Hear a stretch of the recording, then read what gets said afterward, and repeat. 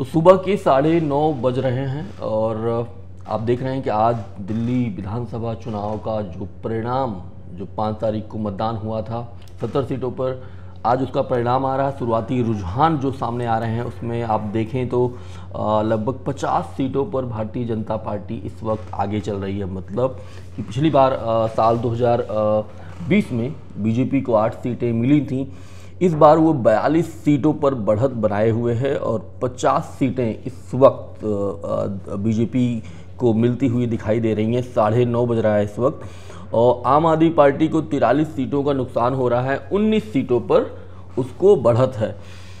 और आप अभी जो सीटों वाइज अगर आकलन की अगर बात करें तो अरविंद केजरीवाल जो नई दिल्ली सीट पर और कालका जी सीट पर आतिशी जो वर्तमान में मुख्यमंत्री हैं, पूर्व मुख्यमंत्री अरविंद केजरीवाल, दोनों लोग अपनी अपनी सीटों पर पीछे चल रहे हैं और मनीष सिसोदिया आगे चल रहे हैं। जबकि ये लगातार कयास लगाए जा रहे थे कि सिसोदिया पीछे जाएंगे और उन्होंने चुनाव के आखिरी वक्त में अपना एक वीडियो भी जारी किया था। उसमें वो कह रहे थे कि मान लीजिए कि सारी सीटों पर जीत ली और इस सीट पर जहां पर मनीष सिसोदिया चुनाव लड़ रहे हैं, जंगपुरा की सीट पर, अगर वो हार गए तब जंगपुरा का क्या होगा। तो एक तरीके से उनको भी ये लग रहा था कि हो सकता है कि आम आदमी पार्टी सरकार बना ले और अरविंद केजरीवाल फिर मुख्यमंत्री बन जाएं, लेकिन जंगपुरा की सीट अगर भारतीय जनता पार्टी का जीत गई या मनीष सिसोदिया हार गए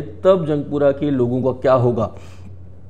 कल अरविंद केजरीवाल ने ये भी आरोप लगाया था कि उनके जो विधायक हैं, जो उम्मीदवार हैं, उनको 15-15 करोड़ का मतलब ऑफर दिया गया है भारतीय जनता पार्टी की तरफ से। तो कई सारी चीज़ें चल रही हैं, लेकिन अभी जो 9:33 हो रहा है, यहाँ पर आप देखिए ईसी की जो वेबसाइट है, इधर तो अभी दिखा रहा है कि 28 सीटों पर भारतीय जनता पार्टी आगे है, आम आदमी पार्टी 9 सीटों पर आगे है। बल्कि तमाम मीडिया रिपोर्ट्स में जो उनके अपने अपने जो बूथों पर जो उनके पत्रकार रहते हैं उनके द्वारा जो आंकड़े आ रहे हैं उसमें से 50 सीटों पर भारतीय जनता पार्टी आगे चल रही है। काफ़ी मुकाबला इस बार जो दिलचस्प हो गया है। लगातार जो एग्ज़िट पोल भी आ रहे थे उसमें तमाम एग्ज़िट पोलों में भारतीय जनता पार्टी की सरकार बनती हुई दिखाई दे रही थी, जबकि मात्र 2 एग्ज़िट पोलों में ही आम आदमी पार्टी की सरकार बनती हुई दिख रही थी। तो जो कयास लगाए जा रहे थे, जो एग्ज़िट पोल थे, जो ओपिनियन पोल थे, उसके अनुसार ही ये रिज़ल्ट आ रहा है। लेकिन अभी मुझे लग रहा है कि थोड़ा सा 9:34 हो रहा है, तो हो सकता है थोड़ा सा अभी ये जो परिणाम आ रहे हैं, शुरुआती रुझान हैं, 12 बजे तक ये कंफर्म हो जाएगा क्या वाकई चौथी बार आम आदमी पार्टी है दिल्ली में सरकार बना पाएगी या नहीं। भारतीय जनता पार्टी काफ़ी कॉन्फिडेंस में है। उनके तमाम नेता शुरू में ही अभी सुबह सुबह उन्होंने अपने वीडियो जारी किए हैं। अनुराग ठाकुर ने भी इस पर कुछ कहा है। इस बार भारतीय जनता पार्टी ने काफ़ी बहुत ही अच्छे तरीके से चुनाव लड़ा है और आम आदमी पार्टी का अभी जो पूरा परिणाम आ जाएगा तब पता चलेगा कांग्रेस ने कितना डेंट लगाया है आम आदमी पार्टी को।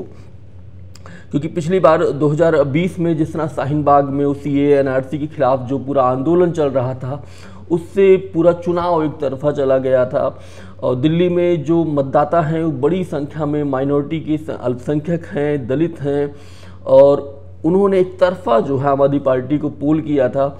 महिलाएं भी का भी वोट बहुत ही महत्वपूर्ण होता है दिल्ली में, क्योंकि तमाम जो राज्यों से लोग आते हैं रोजी रोटी के लिए वहाँ पर।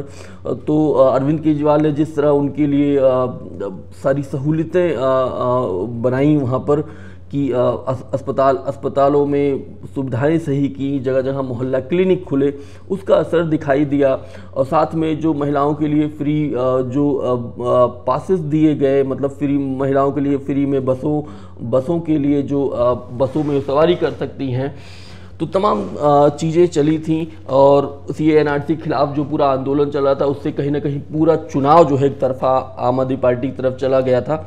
इस बार ऐसा कुछ दिखाई नहीं दिया। इस बार भारतीय जनता पार्टी ने शीश महल का एक मुहिम चलाई अरविंद केजरीवाल के खिलाफ कि भाई वो तो लाखों रुपए का जिनको यहाँ जो संडास है जो आवास पे रखा हुआ है लाखों रुपए का है वो। बहरहाल अब उसकी तमाम तस्वीरें मीडिया के द्वारा जारी की गई, यहाँ तक कि आखिरी जब चुनाव मतदान चला था उसी के एक दिन पहले ही उनका पूरा आवास का जो वीडियो जारी किया गया कि भैया इतना, ये तो आज जब आए थे तो बोल रहे थे 1-2 कमरे में ही रहेंगे, ये नहीं होना चाहिए, मुख्यमंत्री को ये सुविधाएं नहीं मिलनी चाहिए, आम आदमी की तरह ही उनको सब मिलना चाहिए। लेकिन जिस तरह से भारतीय जनता पार्टी ने उनके खिलाफ पूरा माहौल बनाया और कहीं ना कहीं मुझे लग रहा है इसका असर तो पड़ा ही। साथ ही साथ जो कांग्रेस ने इस बार जिस तरह से आम आदमी पार्टी को निशाना बनाया उससे भी कहीं ना कहीं आम आदमी पार्टी को काफ़ी नुकसान हो रहा है। बहरहाल अब देखिए जो आंकड़े हैं तमाम वेबसाइटों पर अभी लगभग 5 मिनट पहले जो 50 सीटें थीं भारतीय जनता पार्टी को अब वो 49 हो चुकी हैं और आम आदमी पार्टी इस वक्त 9:37 पर 20 सीटों पर है, मतलब 42 सीटों का अभी भी उसको नुकसान हो रहा है।